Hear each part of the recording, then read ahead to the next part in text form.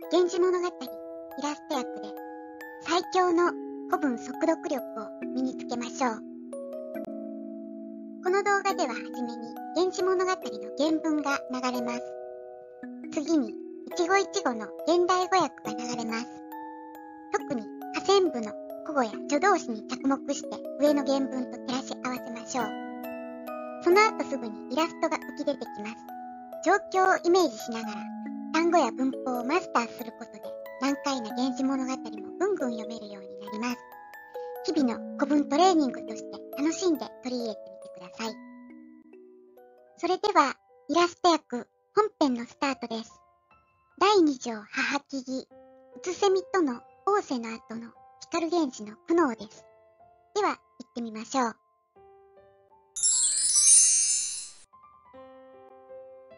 殿に帰りたまいても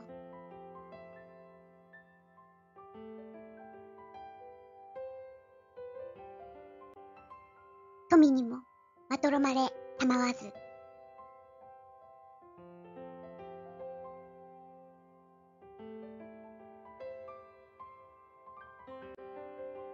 また相見るべき方なきよ。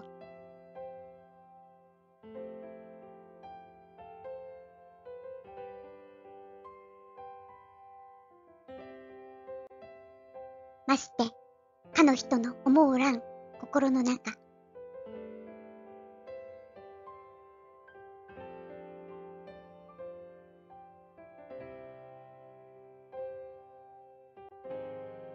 いかならんと心苦しく思いやりたもう。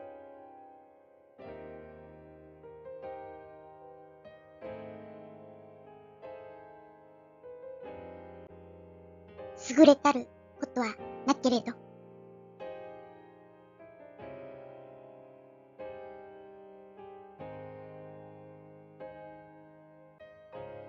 目安くもてつけてもありつる中のしなかな。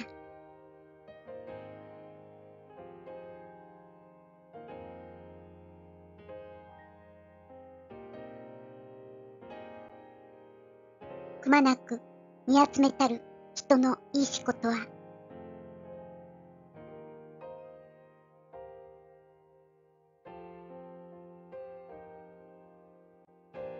げにとおぼし合わせられけり。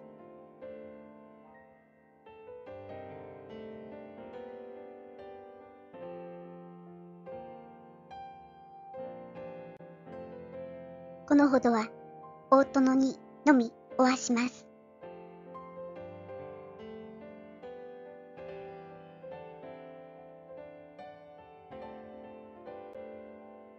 なお意と書きたえて、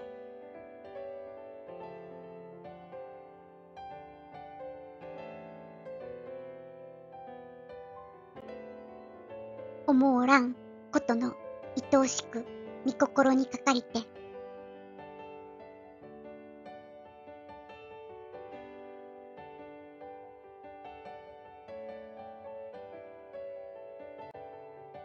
苦しくおぼしわびて、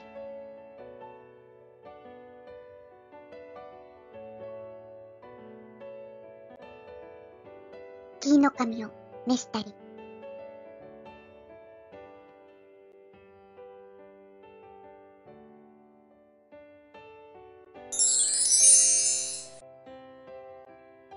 お楽しみいただけましたか？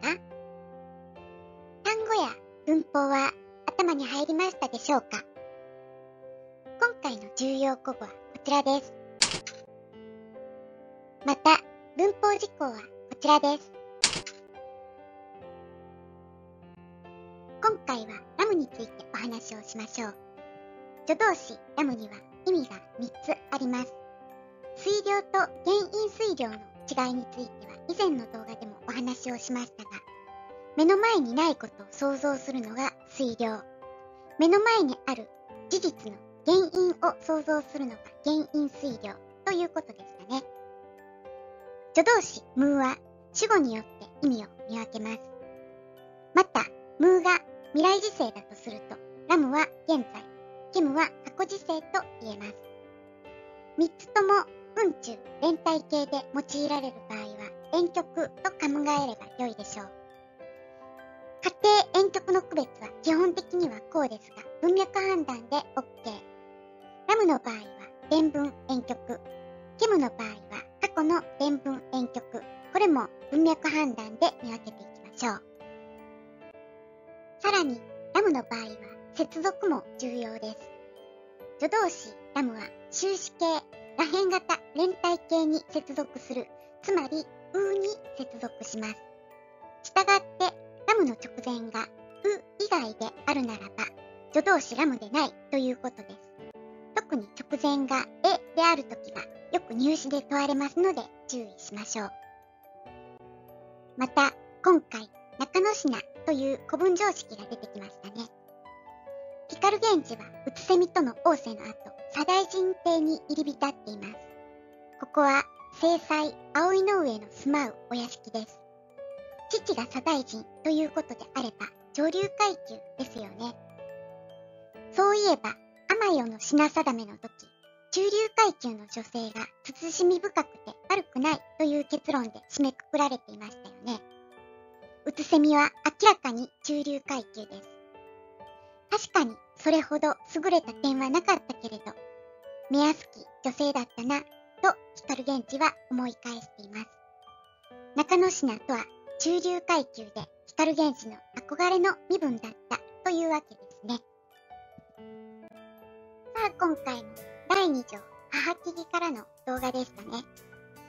第1条ちりつぼにおいてはすでに YouTube にアップしてあります。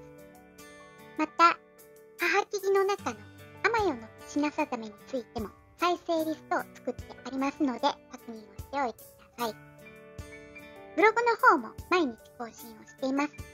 よかったら日々の受験勉強のサポートにお使いください。それではまた。